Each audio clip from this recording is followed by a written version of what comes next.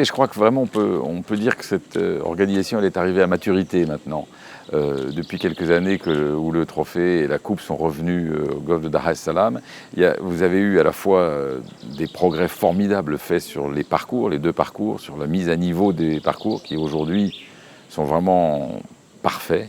Et puis aussi des progrès sur l'organisation, la manière dont les joueurs sont accueillis, la manière dont la presse est accueillie, tout ce qui a été fait pour le public aussi, et tout ça dans un respect de l'environnement, avec des très belles installations, et puis cette couleur rouge qui est magique. Quand on arrive ici, on se dit « Ah, on est à Dar es Salaam ».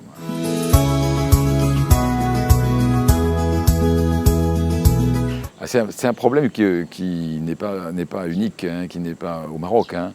Vous savez, en France, on a le même problème à une autre échelle. C'est-à-dire qu'on est parti plus tôt que le Maroc dans la démocratisation du golf. Donc on avance un peu plus. Mais le golf, c'est une question culturelle. Le golf dans les îles britanniques, c'est comme le foot ou le vélo, vous voyez, en France. Donc c'est devenu, la pratique du golf est quelque chose de très naturel dans toutes les couches de la société, dans tous les milieux. En France et au Maroc maintenant, c'est encore considéré comme un sport d'élite. Donc pour ça, Son Altesse Royale a entrepris avec la fédération et avec le soutien aussi de l'ATH et des tournois qui sont du trophée qui est une vitrine, un grand effort de démocratisation vers les pratiquants, vers les couches peut-être moins aisées de la population, pour leur montrer combien ce sport est merveilleux, c'est-à-dire qu'il est respectueux de l'environnement, c'est une école de la patience, c'est une école du respect de soi, du respect du parcours, du respect des autres. C'est vraiment un sport qui mérite d'être mieux connu. Et donc à travers la fédération, avec tous les efforts que font les clubs aujourd'hui pour donner accès aux installations aux gens qui normalement n'auraient pas l'idée de venir, le prêt de matériel, la création d'écoles de golf, tout ça fait que y a un mouvement qui démarre, qui va s'amplifier.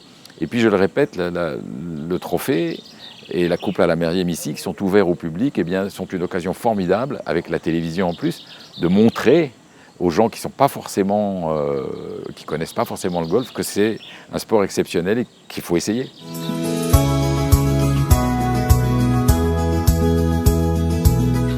D'abord, vous savez, il y a une chose qui est évidente, c'est que la qualité des parcours est très importante. Et le fait d'organiser des épreuves internationales sur les parcours, oblige à progresser dans la préparation des parcours. Et à partir du moment où les parcours sont bien entretenus, sont bien en bon état, ça attire à la fois du public extérieur, si vous voulez, des touristes, et Dieu sait que le tourisme golfique est important pour le Maroc, et puis ça attire aussi des gens qui trouvent un environnement tout à fait privilégié et qui ont envie de se mettre au golf. Et l'ATH couvre avec les épreuves que vous avez citées, l'Atlas Pro Tour, couvre à peu près l'ensemble des catégories, des grands champions, c'est le trophée Hassan II, jusqu'aux jeunes débutants. On montre à la communauté internationale golfique, l'ATH montre ce qu'est le golf au Maroc.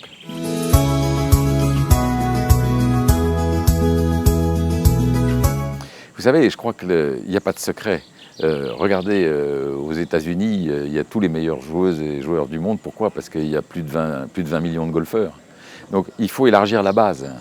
C'est clairement la première des choses. Parce qu'après, vous savez, c'est une question de pourcentage. Quand vous avez peu de joueurs, en amener un au très haut niveau, c'est un peu un coup de chance. Il faut qu'il ait toutes les qualités pour être un grand champion, qu'il ait en lui-même.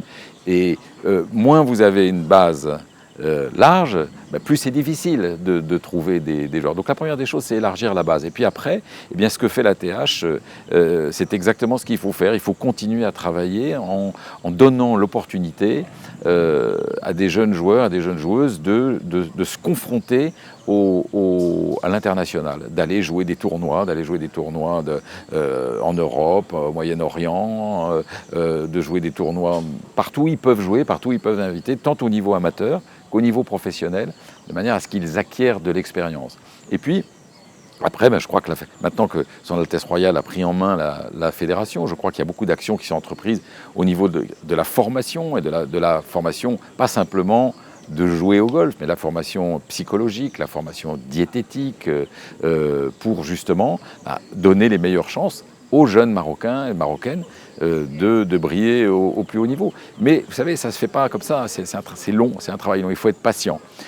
Une année, ça passe, une année, ça ne va pas passer. Voilà. Mais bon, cette année, c'est pas passé, peut-être aussi parce que les joueuses et joueurs marocains peut-être se mettent trop de pression. Il y a tout le pays qui les regarde, alors peut-être ils rajoutent de la pression à déjà un sport qui en demande, en occasionne beaucoup, et puis des parcours qui sont très exigeants ici.